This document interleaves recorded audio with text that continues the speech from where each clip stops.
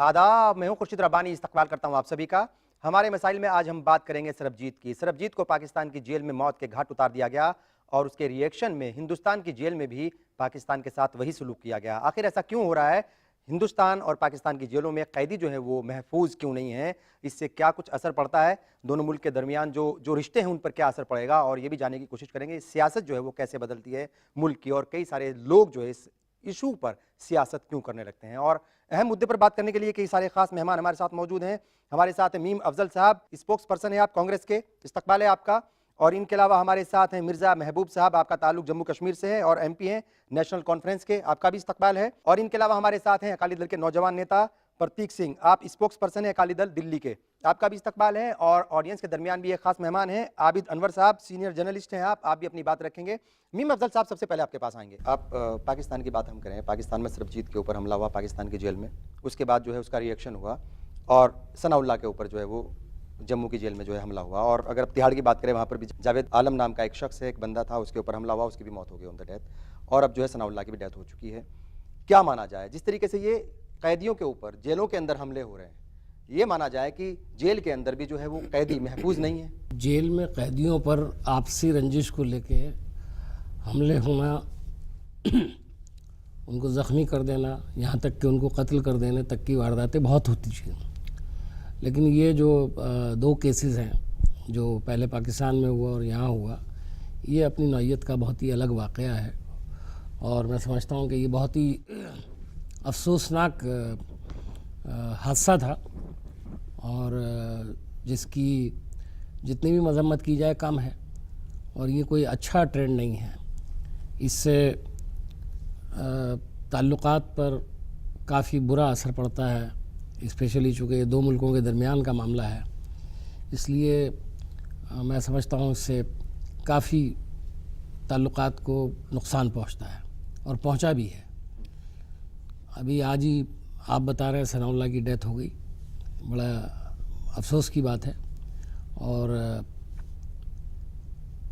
इससे पहले एक अलर्ट जारी किया गया था, जो मैंने खबर पढ़ी थी जैसे ही ये वाक़या सरबजीत का हुआ था। तो कम से कम दिल्ली का तो मुझे मालूम है कि यहाँ एक अलर्ट जारी किया गया, और वो नेशनल लेवल पे ही हुआ था कि भाई जहाँ जहाँ पाकिस्तानी कैदी हैं तो उनकी हिफाजत जो है वो बढ़ा दी जाए, लेकिन सिक्योरिटी बढ़ा दी जाए। कोई चूक इसमें हुई है जी। और जो लोग वाकई इसके ज़िम्मेदार हैं उनके खिलाफ कुछ थोड़ी बहुत कार्रवाई हो भी चुकी है। यही कहेंगे कि अफसोसनाक वाक़या। ये अफसोस की बात तो है ही, लेकिन जिस तरीके से सरबजीत के ऊपर वहाँ पर हमला हुआ, फिर हिंदुस्तान में जो है उसका रिएक्शन हुआ, कहीं ना कहीं ये बात जो है सामने आती है कि कैदी वो वाकई महफूज नहीं है, और इस पर जो है वो वाकई गौर व फिक्र होना चाहिए। अब बिल्कुल इस पर गौर व फिक्र भी होना चाहिए, और इसके लिए तादेबी कार्रवाई भी होनी चाहिए, बहुत सख्त एक्शन लिया जाना चाहिए। और मैं समझता हूँ जेल के मैनुअल में बहुत सारी ऐसी चीज़ें शामिल हैं जिससे इस बात की एहतियात रखी जाती है कि कैदी आपस में झगड़ा ना करें, कुछ ना करें इस तरह का। इसलिए कैदियों को बहुत सारी चीज़ें ममनू हैं। मिसाल के तौर पर वहाँ कोई धारदार चीज़ या कोई लोहे की रॉड या इस तरह की कोई चीज़, यानी यहाँ वहाँ तक के जो उनको बर्तन दिए जाते हैं वो भी हल्के बर्तन होते हैं, एल्युमिनियम के बर्तन होते हैं, ताकि अगर बर्तन से भी चोट ज़्यादा ना पहुँचा सके आदमी। और ज़्यादातर चूँकि कैदी जो होते हैं वो किसी क्रिमिनल बैकग्राउंड से आते हैं, या ज़्यादातर इस तरह की चीज़ें होती हैं, तो कभी भी वायलेंट हो सकते हैं, और होता रहा है, ये होता है। और लेकिन एक बार जब वाक़या हो जाता है तो उसके बाद फिर सांप निकल जाता है, लकीर पीटी जाती है। पीटते रहिए, कोई मतलब नहीं होता उसका। जी महबूब साहब, क्या कहेंगे? चूँकि बहुत सारी बातें आएंगी, इसके असरात भी आएंगे, कैसे इस प्रॉब्लम से निपटा जाए उसके ऊपर भी हम बात करेंगे, और किस तरीके से हिंदुस्तान और पाकिस्तान के दरमियान जो है वो तशद्दुद बढ़ता है उस पर भी हम आएंगे। लेकिन सबसे पहला सवाल यही है कि जेलों के अंदर भी अगर इंसान महफूज नहीं है, जो कैदी हैं, भले ही वो ट्रायल केस चल रहा है उनके ऊपर या जो है वो सज़ा काट रहे हैं, अगर वो भी महफूज नहीं है तो फिर कौन आदमी महफूज रहेगा? और ये वाकई जो है ये अब सोचने का वक्त आ गया है इसके ऊपर। सिविलाइज्ड नेशन का डेफिनेशन क्या है? सिविलाइज्ड नेशन के पैरामीटर्स क्या हैं? उनमें कहते हैं सिविलाइज्ड नेशन में बच्चे, बुजुर्ग, औरतें और जो मेंटली रिटार्डेड हों वो सेफ हों। यही नहीं, और जो कैदी हों वो भी सेफ, वो कितने सेफ हैं, इससे सिविलाइजेशन मापा जाता है। तो बड़ी बदकिस्मती मुझे लगता है कि वेस्टेड इंटरेस्ट डेवलप हो गया है, जो हिंदुस्तान और पाकिस्तान के ताल्लुकात ठीक नहीं होने देते हैं, जो हमेशा हैट्रेड में जो पले हैं, 60 बरसों से।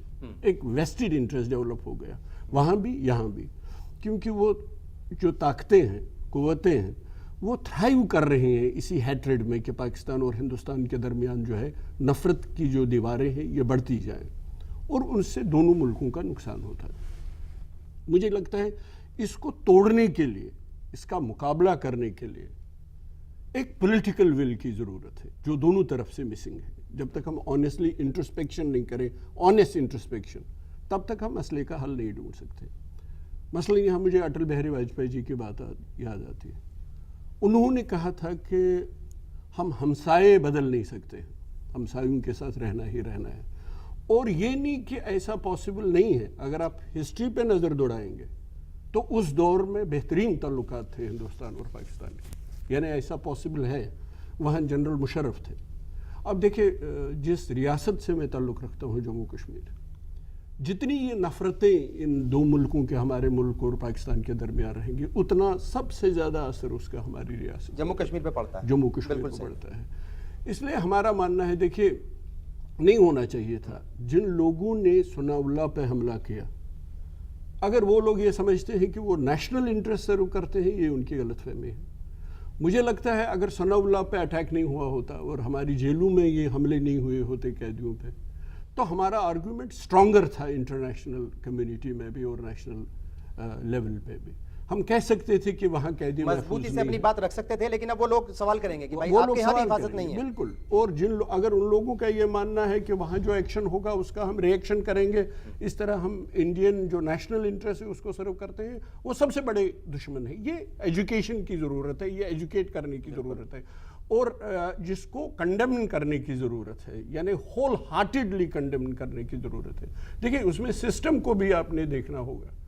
अब जो डेथ रो पे 20 साल से है, उसका नाम सर्वजीत हो, सनाउल्लाह हो, मेरे सामने, हमारे सामने, ये कोई बात नहीं है। उसका कोई रीजन हो, रिलीजन और हो। पिछले साल चवेल सिंह के ऊपर भी उसी जेल में हमला किया गया था 2012 में, उनकी भी मौत हो गई थी। ये बात अलग है कि मीडिया ने उस शिद्दत के साथ उसको और उस लेवल पे नहीं उठाया था इस इशू को। अच्छा, और कहीं बात ही नहीं हुई, ना कोई सियासत हुई उसके ऊपर, ना कहीं मीडिया में आया, ना कहीं आम लोगों ने जो है उसके ऊपर कोई एहतजाज किया, कुछ नहीं। और जितना आप सियासत करेंगे उतना इसमें और उसमें तब्दीली नहीं आएगी, बल्कि इसको बढ़ावा मिलेगा जितनी आप सियासत करेंगे। ये एक बात है, एक इशू है जिसको हम सियासत दूर रख के एड्रेस करें तो तब ही ये ठीक होगा। बिल्कुल ठीक है। प्रतीक सिंह, आप क्या कहेंगे? हमारे मुल्क का शहरी है, उसके ऊपर वहां पर हमला होता है, उसकी जितनी भी मजम्मत की जाए, यानी उसको जितना भी गलत ठहराया जाए वो कम है, फिर उसके बाद जो है यहाँ पर एक्शन का रिएक्शन होता है हिंदुस्तान में, ये भी जो है वो कम गलत नहीं है। क्या लगता है ये जो वाकयात हैं, ये हालात जो हैं वो और ज़्यादा ख़राब करते हैं? देखो, सबसे पहली बात जो मैं आपसे कहूँगा कि अगर पाकिस्तान के अंदर हमारे मुल्क का कोई, जिसे वो कैदी कहते हैं, अगर उस पर हमला किया जाता है, हमें तो पता है ना, हम एक हिंदुस्तानी हैं, कि वो कैदी नहीं था। अब पाकिस्तान और भारत के कैदी तो था, लेकिन दहशतगर्द था कि नहीं था, ये आप वो कहिए। नहीं, वो दहशतगर्द नहीं था। बिल्कुल। उसको दहशतगर्द बनाने वाला पाकिस्तान है। पाकिस्तान क्यों है? क्योंकि पाकिस्तान और हिंदुस्तान का शुरू से जो है आपस में, अगर हम कहें कि मेल जोल रहा है, तो मेल जोल के साथ कई, जो आपको पता है मीडिया सारा ये बात कहता है कि जहां मेल जोल रहा है तो वहां आपस में तनाव भी रहा है, तनाव भी बहुत रहा है। तो जो सरबजीत है वो ना तो कैदी था और ना ही दहशतगर्द था, लेकिन पाकिस्तान के मुल्क ने उसको कहा कि वो दहशतगर्द है। अब सरबजीत जो है वो हिंदुस्तान के मुल्क का एक नागरिक है। अगर उसको पाकिस्तान की जेल में बंद किया जाता है, उस पर हमला किया जाता है, तो ये तो सीधी सामनी बात है कि वो किसी भी तरफ से उसको फांसी या मौत की सज़ा नहीं दे सकते। पर उनके मन में ये बात है कि जो इंसान 23 साल से सज़ा काट रहा है, 23 साल से वो इस जेल के अंदर बंद है, अगर उनके अंदर ये मलाल था कि सरबजीत को कैसे मौत के घाट उतारा जाए, मौत के घाट उतारे जाने का अगर वो सीधा सामना तरीका करते तो उसमें तो दोनों मुल्क के अंदर लड़ाई शुरू हो जाती। तो उन्होंने उसको जो था वो भेड़ियों के सामने फेंक दिया। एक जैसे आम कोई मासूम कोई वस्तु हो, उसको अगर उसके सामने फेंक दिया जाता है और उस पर हमला किया जाता है तो उसकी जेल के अंदर मौत हो जाती है। लेकिन मैं ये बात दावे के साथ कहूँगा कि जो पंजाब सरकार है, श्रोमणी अकाली दल है, जिसके मुख्यमंत्री सरदार प्रकाश सिंह बादल हैं, उनकी हमेशा भारत में रहते हुए, पंजाब में रहते हुए कोई भी कैदी हो, चाहे वो निर्दोष हो चाहे वो दोषी हो, अगर वो पंजाब की किसी जेल में है तो उसके साथ हमेशा उन्होंने सिंपैथी की है, कभी उसके ऊपर हमला होने नहीं दिया। पंजाब के अंदर आप कहीं पर भी देख लो तो कैदी जो हैं वो हर समय सेफ हैं, सेफ ही रहने चाहिए, वो सब जगह सेफ रहने चाहिए। वो तो बिल्कुल यही ठीक है। तो मुद्दा है कि हमने कैदियों को जो जेल के अंदर बंद हैं उनका परिवार भी है, उनके लिए भी कोई जी रहा है, किसी के मन में उनकी भावना है, उन्होंने भी धरती पे जन्म लिया है, तो उनको तो सेफ रहना ही सबसे जरूरी चीज है अगर वो अपनी सजा काट रहे हैं।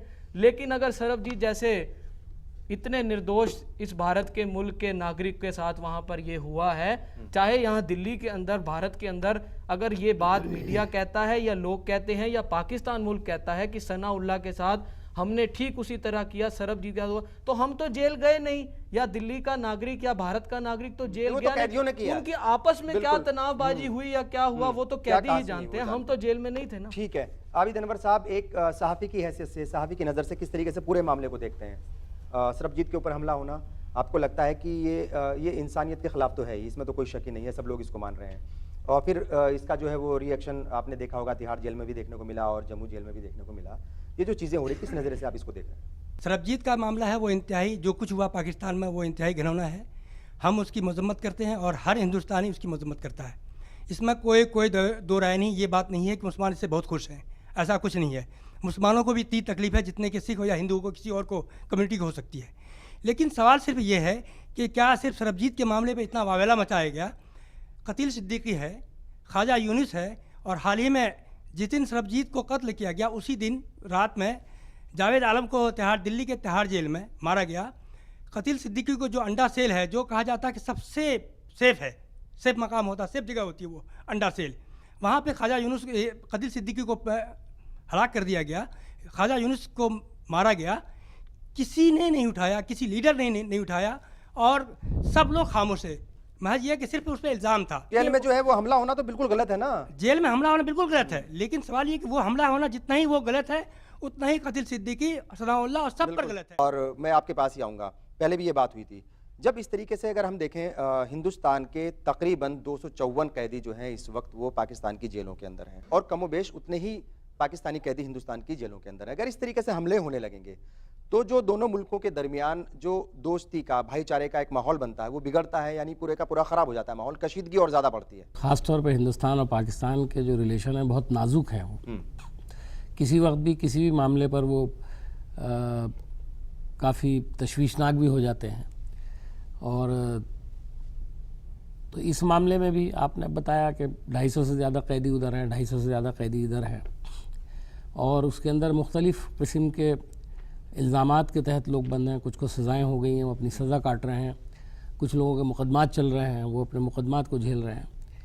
लेकिन अभी जो हमारे आबिद साहब ने मसला उठाया, बड़ी अहम बात है कि मैं जो ख़ास तवज्जो आपकी दिलाना चाहता हूँ, और आप भी उसमें शामिल हैं, कि मीडिया असल में किसी चीज़ को बहुत ज़्यादा हाईलाइट करता है और उसी तरह के दूसरे केसेस को दबा देता है। ये तरीक़ा भी गलत है।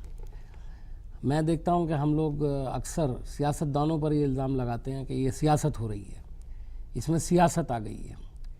सियासत ऐसी चीज़ हो गई जैसे कोई गंदगी है जिसका ज़िक्र हम कर रहे हों। हर आदमी सियासत से मुतासिर है, सियासत कोई बुरी चीज़ नहीं है, बुरी सियासत करना बुरी बात है, सियासत बुरी नहीं है। हमारे यहाँ एक आम रवैया बन गया है, आम राय हो गई है ये राय कि हो भाई गई सियासतदान जो है वो कि खराब इसमें होता है और पॉलिटिक्स सियासत आ गई इसलिए ये बर्बाद हो गया। मुझे आप बताइए, अभी इन्होंने आबिद साहब ने सही मिसाल दी, ख्वाजा यूनुस की मिसाल दी, कतील की मिसाल दी, बिल्कुल 2012 में, और जून अभी 2012 उसी में दिन, कतील का उसी पुणे दिन जेल में जो है वो जो जेल मर्डर में कर दिया हुआ, गया। मुझे इसके बारे में इल्म नहीं है कि दिल्ली की तिहाड़ जेल में जिस जावेद आलम, जावेद पर हमला 23 हुआ, साल की उम्र थी उसकी, उसका रीज़न क्या दो दिन था, बाद वहाँ सरबजीत क्या ने 2 दिन हुआ, ये मुझे नहीं मालूम, 2 दिन के बाद की बात है। लेकिन ये ख्याल आता है और ये लोग अंदाज़ा लगा रहे हैं कि वो उसका ताल्लुक भी इससे है, लेकिन मीडिया ने उसको कहीं हाईलाइट नहीं किया। मैंने देखा कुछ उर्दू अखबारात में इसका जिक्र हुआ, कुछ मुसलमान लीडरों ने इसकी मजम्मत की, और मुसलमान लीडरों ने सरबजीत के साथ जो हुआ उसकी भी बड़ी मजम्मत की, सारे उर्दू अखबारात भरे हुए थे इससे। बिल्कुल ठीक है। लेकिन बिरादरान वतन को मुझे नहीं मालूम कि पता है नहीं पता है, अंग्रेज़ी अखबारात में इस तरह की मजम्मत जो है वो मुस्लिम लीडर देते भी हैं तो छपती नहीं है, टीवी पे बोलना चाहते हैं तो वो उनको मौका नहीं मिलता। तो मेरा कहना ये है कि ये मीडिया कभी कभी चीज़ों को इतना हाईलाइट करता है और उसका इतना प्रेशर बिल्डअप हो जाता है। देखिए, मीडिया जब चीज़ को हाईलाइट करता है तो आवाम में उसका रिएक्शन होता है। जब आवाम में उसका रिएक्शन होता है तो जो अरबाब इख्तिदार हैं, जिनको आप सियासतदान कहते हैं, या ये खाली सियासी लोग नहीं करते, एडमिनिस्ट्रेटिव लेवल पर, यानी उस शहर के और उस ज़िले के डीएम और एसएसपी, इन सभी को उसके ऊपर कहीं ना कहीं इनका जो इस है पर असर पड़ता है उनके ऊपर। तो एक प्रेशर बिल्डअप होता है, और वो प्रेशर बिल्डअप होता है, उसका नतीजे आप देखते हैं क्या होता है कि किसी एक मसले को तो आउट ऑफ प्रोपोर्शन इतना बड़ा बना करके पेश कर दिया जाता है कि हुकूमत तक को ये मानना पड़ता है कि अगर भाई हमने इस पर कोई एक्शन नहीं लिया या हमने इस पर कोई अपनी, यानी देखिए, दो मुल्कों के दरमियान जो ताल्लुकात होते हैं बड़े नाजुक होते हैं। सरबजीत का जो मामला खास तौर से हुआ, पाकिस्तान के साथ तो जो है वो हमेशा ही नाजुक मैं रहे। चूँकि डिप्लोमेसी में रहा हूँ, 4-5 साल मैंने वो काम किया है, इतना आसान नहीं होता है कि दूसरे मुल्क, हमारे यहाँ जिस तरह की लोग रिएक्शन कि साहब भारत कुछ नहीं कर रहा, सरबजीत को मार दिया, ऐसा लगता है जैसे लोग ये सजेस्ट कर रहे हैं, कुछ खास तौर पे मीडिया के लोग, कि बस आप कुछ कर दो, हमला कर दो। जब हम पूछते हैं क्या कर दो, तो साहब आप तो बिल्कुल चूड़ियाँ पहन करके बैठ गए हैं, और आप तो बिल्कुल ये कर रहे हैं, आप बिल्कुल नपुंसक हो गए हैं, वगैरह वगैरह, इस तरह की बातें। तो ये इस तरह के वाक़यात पर इमीडिएट, और सोशल मीडिया भी इन चीज़ों से भरी पड़ी है, उसका मैं भी जो है आपको बड़ा ये इस्तेमाल हो रहा बात है। कहूँगा आपसे, 1 मिनट और लूँगा आपका, कि हमेशा इस बात को ध्यान रखिए कि हिंदुस्तान एक बड़ा मुल्क है, उसका रिएक्शन भी बड़े संजीदगी से होना चाहिए।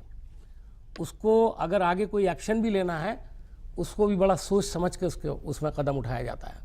हुकूमतें सिर्फ रिएक्शन पे नहीं चलती, हुकूमतों के पास बहुत सारी इन्फॉर्मेशंस होती हैं, हुकूमतों के पास बहुत सारे ज़राए होते हैं चीज़ों को देखने के, और उन्हें ये भी पता होता है कि इस एक्शन के बाद हमारे रिएक्शन से क्या अगला रिएक्शन हो सकता है।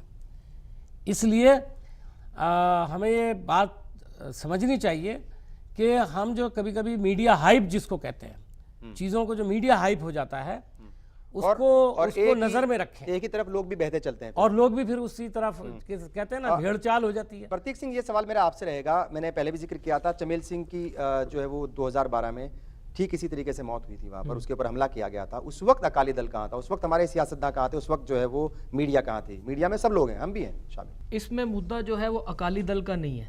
मैं एक बात कह रहा हूँ इन जनरल।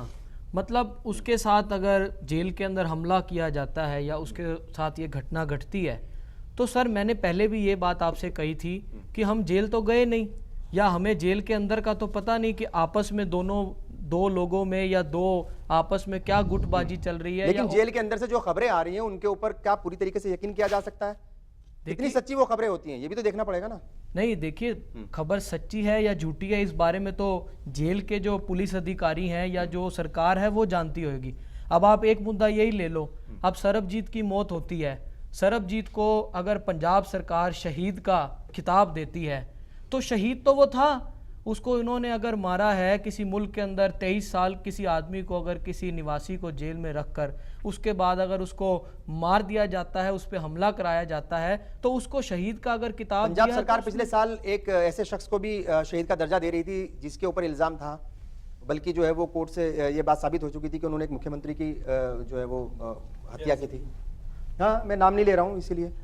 देखिए तो ये सियासत जो है वो ज्यादा, आप कह रहे थे कि सियासत को बुरी नजर से देखा जाता है, लेकिन कई बार कई सियासी पार्टियां भी अपने निजी मफाद के लिए, अपने फायदे के लिए इस तरह की चीजें करती हैं। देखिए, इश्यूज को उठाती हैं, हाइप देती हैं। पंजाब के अंदर माननीय सरदार सुखबीर सिंह जी बादल उप मुख्यमंत्री जो हैं, उन्होंने कभी भी किसी चीज के ऊपर सियासत नहीं की।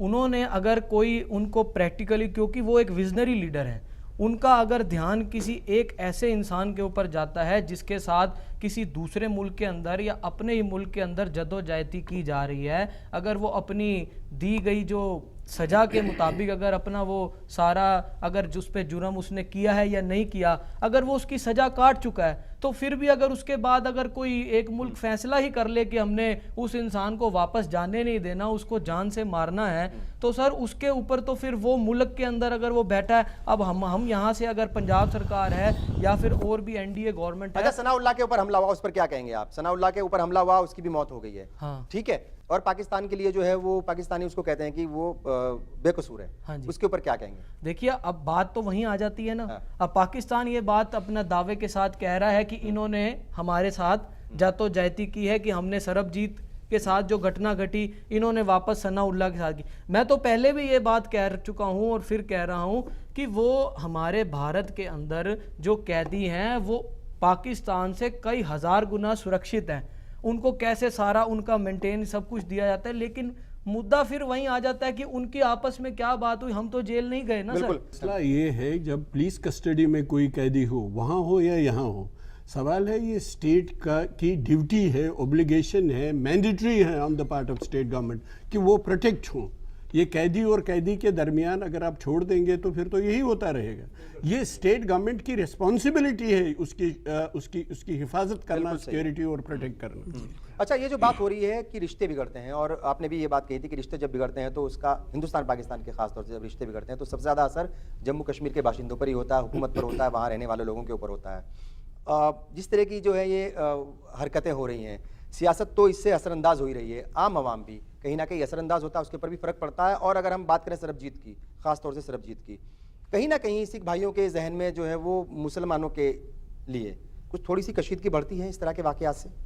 देखिए ये बहुत अनफॉर्चुनेट है। देखिए पाकिस्तान और इंडिया में तो यही फ़र्क था। हमारा दावा था कि वो थियोक्रेटिक स्टेट है, रिलीजन पे बनी हुई है, इसीलिए उनके बांग्लादेश भी अलग हो गया।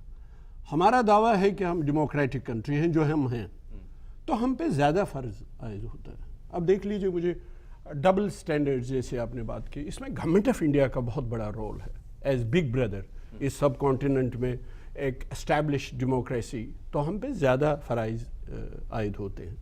अब देख लीजिए चाइना और पाकिस्तान का फ़र्क देख लीजिए। चाइना अंदर घुस गया, रिएक्शन क्या था गवर्नमेंट ऑफ इंडिया का? हमारे इलाके में, लद्दाख के इलाके, इससे पहले हमारे इलाके में काम बंद कर दिया, रिएक्शन क्या था? सबमिशन, कोई रिएक्शन नहीं, हम डिप्लोमेटिक तरीके से उनसे हैंडल करेंगे, बहुत अच्छी बात है, बिल्कुल हम भी जंग नहीं चाहते हैं, कोई जंग नहीं चाहता है। मगर ये जो रिएक्शन डिफरेंट, ये जो डबल स्टैंडर्ड्स आप करते हैं, ये गवर्नमेंट ऑफ इंडिया के को सोचना पड़ेगा। ये बहुत बड़ा मुल्क है, डेमोक्रेटिक मुल्क है, और अपने आप को पाकिस्तान के साथ मुकाबला करना इस मुल्क के साथ ज़्यादती है, क्योंकि यहाँ एक एस्टैब्लिश्ड एक सिस्टम हुआ है। जैसे मैंने कहा, इसलिए हम पे फ़राइज़ भी ज़्यादा, हम पे ज़्यादा रिस्पॉन्सिबिलिटी भी आ जाती है। उससे पहले पाकिस्तान ऑफिशियली हम मानते हैं कि हम पाकिस्तान के साथ तमाम मसाइल पे बात करेंगे, जम्मू कश्मीर को इंक्लूड करके। ये ऑफिशियल पोजीशन है हमारी।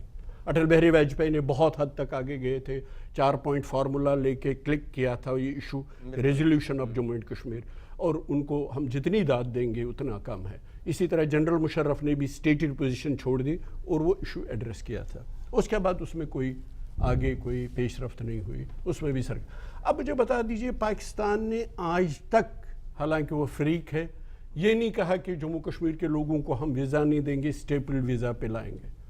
चाइना ने वो तक किया, जम्मू कश्मीर के लोगों को कहा कि तो आप आ जाओ, ये डिस्प्यूटेड टेरिटरी है और पाकिस्तान हमारा दोस्त है, ये चाइना ने कहा आप स्टेपल वीज़ा पे आ जाओ, वो भी चला खुश खामोश। हमारे लेफ्टिनेंट जनरल जसवाल, वो एक डेलीगेशन हेड कर रहे थे, चाइना जाना चाहते थे, चाइना ने रोक दिया, कहा इसको आप हेड नहीं बना सकते क्योंकि इसने जम्मू कश्मीर में काम किया है, जम्मू कश्मीर डिस्प्यूटेड है, ये चाइना ने कहा, और पाकिस्तान हमारा दोस्त है, उनकी सेंसिटिविटी को का ख्याल रखना है, इसलिए कोई बात नहीं, उसको एक मेंबर होकर, कोई रिएक्शन नहीं। पाकिस्तान नफरत, पाकिस्तान झगड़ा करो, हिस्टेरिकल हो जाओ, तो इससे एक बात जरूर एक अंडर करंट मिलता है जिसकी आप निशानदेही करते हैं। और ये जो मेंटलिटी बन गई है, इसको कहीं ना कहीं बदलने। और गवर्नमेंट ऑफ इंडिया पे बदकिस्मती से इंस्टेबिलिटी है, बदकिस्मती से यहाँ भी एक स्टेबिलिटी नहीं आ रही है। अगर अटल बिहारी वाजपेयी, देखिए कहते हैं ना, इन्होंने भी सियासतदान की बात की, सियासतदान कल की सोचता है, स्टेट्समैन नेक्स्ट जनरेशन की सोचता है। जब तक कोई यहाँ पे स्टेट्समैन पैदा ना हो जिसकी एक किरण अटल बिहारी दूर की वाजपेयी सोच जी ने, रखने वाला, दूर की सोच रखने वाला, एक इंदिरा बड़े गांधी मुल्क का इंदिरा गांधी जो है जो सोच रखती थी, अटल बिहारी वाजपेयी जो सोच रखते थे, वाजपेयी रखते थे। इनिशिएटिव मैं कहता हूँ ये कोई कमजोरी नहीं, इनिशिएटिव हमारी तरफ से आए, गवर्नमेंट ऑफ इंडिया से आए, ये कोई कमजोरी नहीं, ये स्ट्रेंथ है। आपके पास हम आएंगे, मीडिया के रोल की बात हो रही है, सियासतदान जो है वो अपना काम करेंगे, आम पब्लिक अपना काम करेगी और जो पुलिस प्रशासन है, जो अफसरान है वो अपना काम करेंगे, लेकिन मीडिया जो है हाइप देती है चीज़ों को। आपने खुद इस बात का जिक्र किया है। और अगर हम सनाउल्लाह की बात करें और हम जो है ये जावेद आलम की बात करें, और पिछले साल जो है वो चमेल सिंह की मौत हो गई थी, या फिर पुणे जेल में क्या नाम था उनका, कतिल सिद्दीकी की जो है मौत हुई थी। इन इश्यूज़ के ऊपर मीडिया कई बार जो है वो जानिबदाना रवैया जो है वो अपनाता है, किसी इशू को बहुत ज़्यादा उभार देता है, मुल्क की फिजा जो है वो कहीं ना कहीं उससे असरअंदाज होती है। हिंदुस्तान की बदकिस्मती यही है कि यहाँ मीडिया, मैं तो ये कहूँगा न्यूज़ चैनल जो कहते हैं, मेरे ख्याल में कोई भी हिंदुस्तान में एक न्यूज़ चैनल नहीं है, सारे व्यूज़ चैनल हैं। नहीं, न्यूज़ और अखबार भी देख लीजिए, सारी चीज़ें भरे पड़े रहते हैं। न्यूज़ और व्यूज़ में फ़र्क है।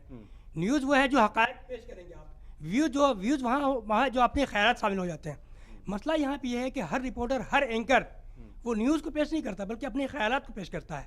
और सबसे बड़ी वजह यही है कि हिंदुस्तान पाकिस्तान के दरमियान जो रिश्ते अच्छे नहीं होते हैं, सबसे बड़ा इसका जिम्मेदार यहाँ मीडिया है। मीडिया भी है सबसे बड़ा सबसे बड़ा मीडिया तो नहीं भी कह है। सकते, लेकिन शायद मीडिया भी जिम्मेदार है। मीडिया, चूँकि मीडिया पूरे हिंदुस्तान के माहौल को बनाता है, पूरे हिंदुस्तान पर असर डालता है, एक राय आम्मा हमवार करता है।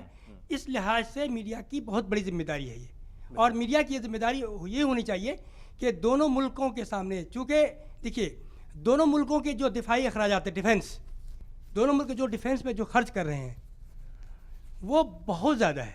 अगर वो डिफेंस में खर्च ना हो करके अगर यहाँ तरक्की के कामों के ऊपर तरक्की के खर्च कामों हो। पे आपको बता दूं कि गवर्नमेंट के आधार शुमार जो भी हों, लेकिन कम से कम 66 करोड़ लोग हिंदुस्तान में रात में पेट भर खाना नहीं खाते। 66 करोड़ लोग। यानी वो जो सरहदों को महफूज रखने की बात है, उसके ऊपर तो पैसा खर्च हो रहा है, लेकिन अंदर जो है वो लोग बेपनाह भूखे पैसा पेट सो रहे हैं या खर्च- क्या? ये जो वाकयात हमारे सामने हो रहे हैं, एक के बाद एक वाकयात हो रहे हैं। अगर हम टाइम्स ऑफ इंडिया की खुसूसी रिपोर्ट की बात करें तो तकरीबन हर रोज 43 कैदी जो है वो पुलिस कस्टडी में उनकी मौत होती है। बहुत सारे वाकयात हमारे सामने ये भी पेश आते हैं कि जेलर्स के ऊपर या जो जेल के जो अफसरान हैं उनके ऊपर भी हमले होते हैं। सवाल ये है कि जब जेल एक महफूज जगह है, वहाँ तक उस तरह के हथियार पहुँचते कैसे हैं?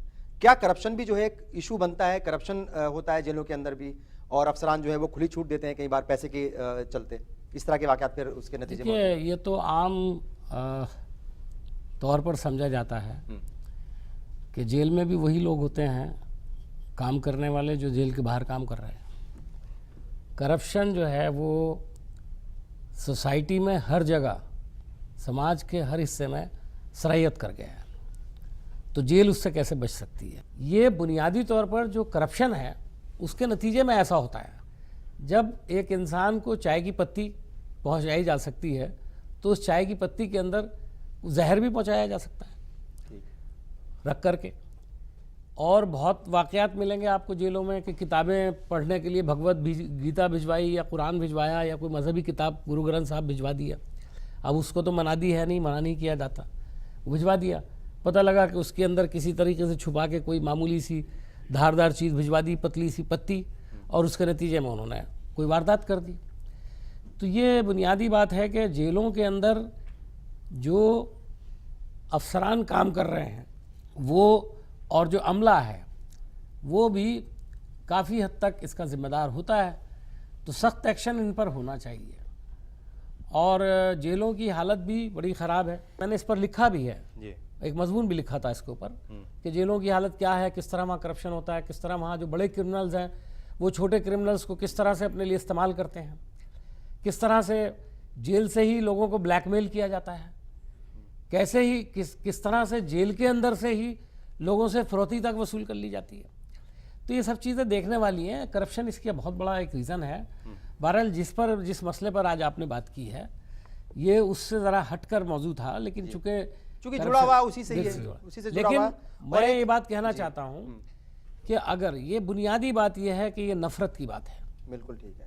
हिंदुस्तान और पाकिस्तान के दरमियान में जब कोई काम होता है तो उसमें कहीं ना कहीं एक नफ़रत का पहलू जो है ना वो दिखाई देता है। पाकिस्तान में जैसे मैंने अक्सर देखा है कि वहाँ के सारे अखबारात मैं देखता हूँ, हिंदुस्तान के बारे में वहाँ जिस तरह से डेरोगेटरी अंदाज में खबरें छपती हैं, जिस तरह से कोई भी वाक़या होता है उसको मजहबी रंग देने की वहाँ कोशिश करते हैं, और हमारे यहाँ उसके जवाब में उतना तो नहीं होता है, हम भी देखते हैं हमारे। लेकिन अगर आप देखें मीडिया का जो रवैया है, वो मैं खुद मीडिया नहीं, से तो ताल्लुक मीडिया रखता तो हूं, आपने लेकिन काफ़ी तफसील से उस पर बहस कर ली, और मैं तो शुरुआत ही वहीं से की थी। हाँ हाँ हाँ और मैंने तो कहा ही था, मैं तो उसको कह ही रहा जी। हूँ। तो इसमें मीडिया का बहुत बड़ा रोल है, और करप्शन का जो मामला है उससे बहुत सारी, लेकिन ये जो मामला है ये बिल्कुल एक्शन और रिएक्शन, ये खालिस एक ऐसा मामला है जो अगर आगे बढ़ने लगा तो इसके बड़े शदीद नताइज जो है वो नुकसानात बहुत होंगे। खराब होंगे। देखिए, एक आदमी की जान जो है,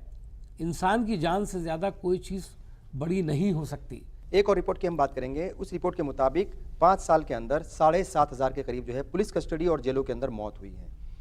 ये एक तो हम बात करें कि ये महफूज नहीं है कैदी पुलिस कस्टडी में और जेलों के अंदर। एक बात ये है कि कहीं ना कहीं अखलाकी गिरावट भी है, करप्शन भी है, और नफरत भी जेलों के अंदर जो है, वो नफरत की जो सियासत है ना, या नफरत का जो माहौल है, वो वहाँ तक भी पहुँच गया है। वो किसी भी बुनियाद पे हो सकता है, वो मुल्क की बुनियाद पे हो सकता है, वो जात पात की बुनियाद पे हो सकता है, बिरादरी की बुनियाद पे हो सकता है, मजहब की बुनियाद पे भी हो सकता है। नफरत जो है वो जेलों के अंदर तक भी घर कर गई है, वहाँ तक भी पहुँच गई। अगर हमने सिविलाइज्ड नेशन की सफ में जाना है, खड़े होना है, तो हमको फ़र्क करना पड़ेगा। देखिए, उस मुल्क में क्या हो रहा है वो भी तो ठीक है, वो भी हमको असर करता है, मगर सवाल है हमारे मुल्क में क्या हो रहा है और उसको हम कैसे ठीक करते हैं। बहुत से आप सिविलाइज्ड नेशंस देखेंगे, आप मुझे बताइए, ये जो मिसालें आप दे रहे हैं, तो ये तो शर्म की बात है। मुझे नहीं लगता है ये कोई फ़ख्र की बात है कि हमारे जेलों में भी ऐसा हो रहा है। और इंसानी हुकूक कमीशन जो है उसको भी कहीं ना कहीं फिक्र करने की जरूरत है। बिल्कुल ज़रूरत है। जैसे, और मुझे पता नहीं कि ये जो आप फिगर्स बता रहे हैं, क्या जम्मू कश्मीर इसमें शामिल है कि नहीं? नहीं, जम्मू कश्मीर के तो अगर हम वही बात मैं करें, कह रहा हूँ, वो जम्मू मैं वही कश्मीर कह में रहा तो हूँ, हजारों की तादाद ऐसी वही है। मैं कह रहा हूँ, ह्यूमन राइट्स वायलेशंस। मैं कह रहा हूँ ये एक एक्शन रिएक्शन से बात बनेगी नहीं। हमने एक, जैसे मैंने पहले भी आपको कहा, एक डेमोक्रेसी, एक जिसमें फ़ख्र किया जा सकता है। शायद सारे पूरे सब कॉन्टिनेंट में एक ही मुल्क है जिसने अपनी जो जमहूरी जड़ें जो हैं, जो मजबूत कर रखी हैं। तो ऑल द मोर रीज़न कि हम ये जो चीज़ें हो रही हैं इनको ठीक करें, इनको करेक्ट करें। क्या जेल मैनुअल इम्प्लीमेंट नहीं हो रहा है? क्यों नहीं हो रहा है? करप्शन, अब मुझे बता दीजिए, अगर पॉलिटिकल सिस्टम में ही करप्शन हो, आप किस अथॉरिटी से इम्प्लीमेंट करेंगे? लॉज हमारे पास हैं, कानून की कोई कमी नहीं है, इम्प्लीमेंटेशन की कमी।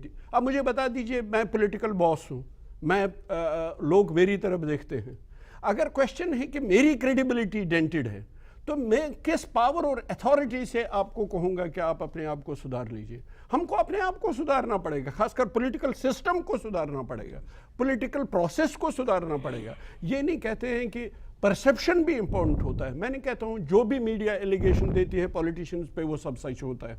ये भी आपको भी बड़ी एहतियात की ज़रूरत है। हर कोई पॉलिटिशियन ऐसा नहीं है कि एक पॉलिटिशियन खराब है इसलिए सारे पॉलिटिशियंस खराब हैं। ये भी मीडिया की रिस्पॉन्सिबिलिटी है। जहां आप निशानदेही डाकू की करें, चोर की करें, जो पॉलिटिशियन ठीक नहीं है, वहाँ मेहरबानी करके आप ये भी बताया कीजिए कि पॉलिटिशियंस ऐसे भी हैं जो 40 साल से हैं, 50 साल से हैं, 30 साल से हैं, और वो सर ऊंचा करके कह सकते हैं आइए मेरा कमीशन कीजिए, मुझे भी देख लीजिए, मैंने प्रॉपर्टी बनाई ही नहीं बल्कि खोई है पॉलिटिक्स में। ऐसे भी पॉलिटिशियंस, बिल्कुल ऐसे भी लोग, ऐसे भी पॉलिटिशियंस हैं। मेरा कहना है हमें ये कि वहाँ भी कमज़ोरियाँ हैं इसलिए हम भी कमज़ोरियाँ रखेंगे, ये कोई जस्टिफिकेशन नहीं है। वहाँ बहुत से नेगेटिव चीज़ें हैं, हम भी नेगेटिव चीज़ें रखेंगे, ये कोई जवाब नहीं है। बेटर ये है और स्ट्रेंथ ये है कि हम अपने सिस्टम को करेक्ट करें, लूप होल्स को प्लग करने की कोशिश करें, करप्शन पे ब्रेक्स और चेक्स लगाएं। शायद कानून से नहीं होंगी, हर लेवल पे, एजुकेशन से, बहुत से फैक्टर्स से ये करना पड़ेगा। और बजाय इसके कि हम दूसरों की नुक्ताचीनी करें, दूसरों पे उंगलियां उठाएं, हमें अपने आप को करेक्ट करना चाहिए, अपने आप में सुधार लाना चाहिए। वही फ़ख्र की बात है। तब हम सर उठा के बाकी मुल्कों से कह सकते हैं कि हमारी मिसाल सामने है, इस मिसाल पे आप। बिल्कुल आबिद साहब, जम्मू कश्मीर की बात हुई है, बहुत सारे नौजवान, मुस्लिम नौजवान की खासतौर से बात मैं करूँगा, वो मिसिंग हैं, और जो है वो हज़ारों कैदियों की वहाँ पर मौत हुई है। वो जो बात है, चूंकि आपका ताल्लुक कश्मीर से, आपने भी इस चीज़ को उठाया है, ये भी कहीं फिक्र करने की जरूरत है। इतनी आवाज़ उठनी चाहिए तो इतनी आवाज़ नहीं। एक सेकंड उससे पहले एक सेकंड अगर आप मुझे दे दीजिए, ये इससे मैं और बातें भी जोड़ दूंगा। अब ये क्या बात हुई कि रेप हो, पूरे मुल्क का रेप जो है उसको एक नज़र से देखें, और जम्मू कश्मीर में जो हो रहा है उसकी बात मत करो, ये नेशनल इंटरेस्ट में है। रेप है। अभी जस्टिस वर्मा कमीशन हमने बिठाया, प्राइम मिनिस्टर ने बिठाया, गवर्नमेंट ने बिठाया। उसने कहा नहीं, जम्मू कश्मीर में जो रेप हो रहा है वो नेशनल इंटरेस्ट में नहीं है, उस रेप को आप मत उठाइए।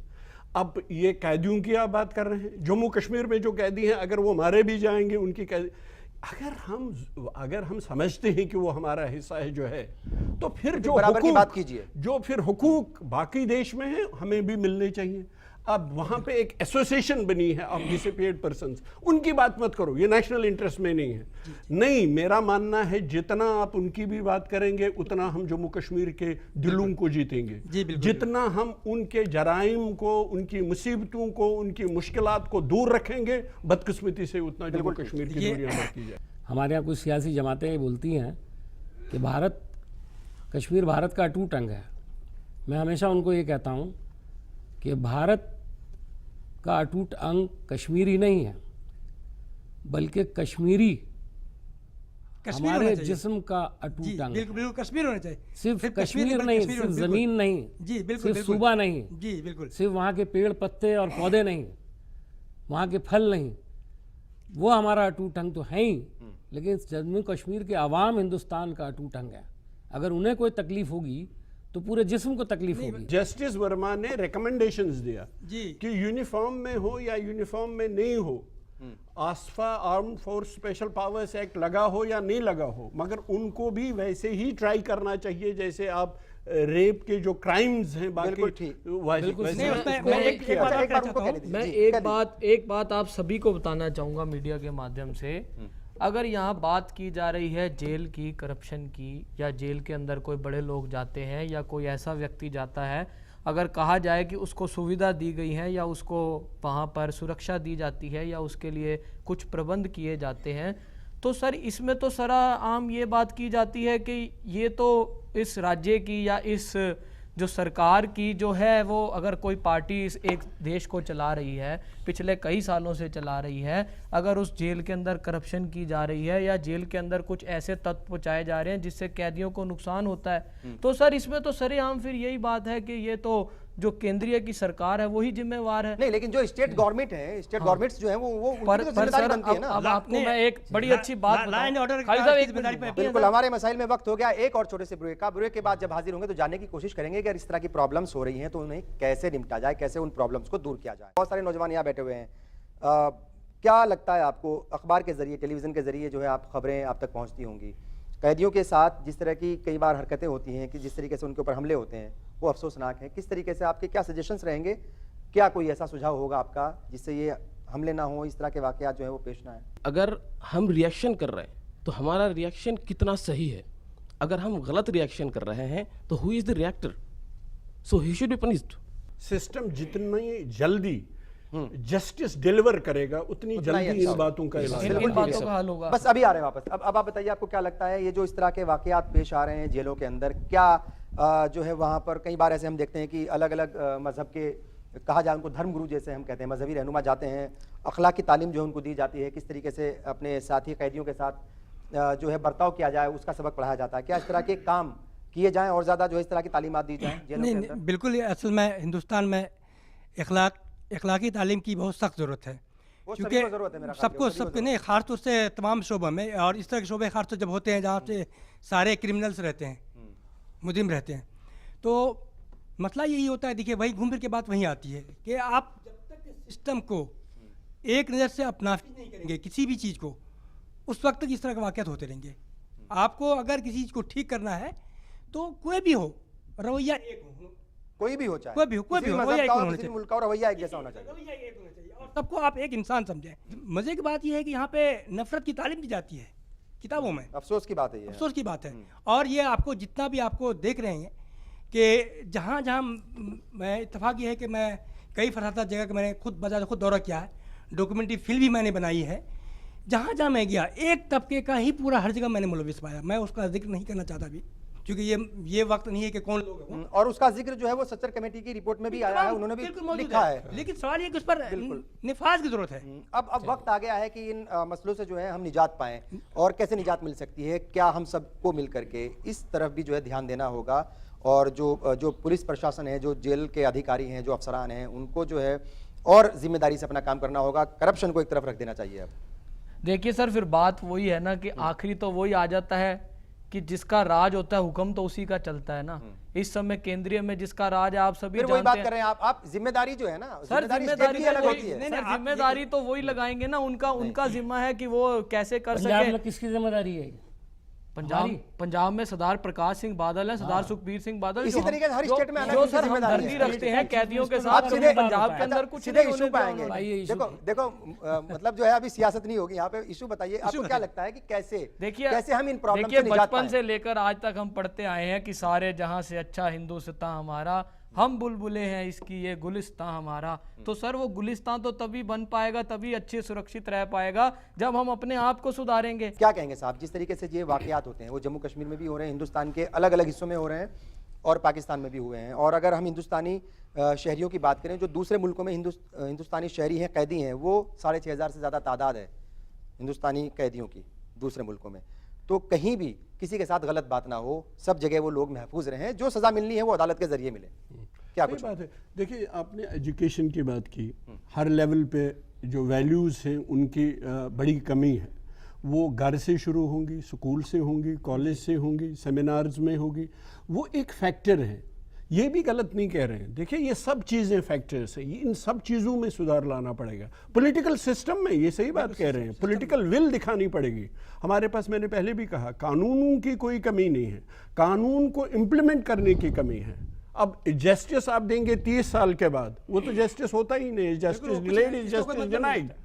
फास्ट ट्रैक सिस्टम में करेंगे, इंप्रूवमेंट लाएंगे, तो ये सब चीज़ें फैक्टर इन करनी होंगी। उसमें एजुकेशन भी है, उसमें वैल्यूज़ को भी ठीक करने की ज़रूरत है, उसमें रिलीजियस जो मजहबी अपने मजहब की बातें हैं वो बताने की ज़रूरत है, घर से, स्कूल से, कॉलेज से, सेमिनार्स में, मीडिया में, हर जगह पे। और सबसे बड़ी बात, पॉलिटिकल सिस्टम को पॉलिटिकल विल दिखानी पड़ेगी और जो कवानीन किताबों में है उनको ज़मीन पे इम्प्लीमेंट करना होगा। जी, आखिर में क्या कहेंगे? मैं आखिर में ये कहूँगा कि जो आपका मौजू है, जो अभी हाल में जेल में हुआ, उसके लिए हर स्टेट गवर्नमेंट को चाहिए कि वो जेल के जो मैनुअल्स हैं उनको सख्ती के साथ नाफिज करें।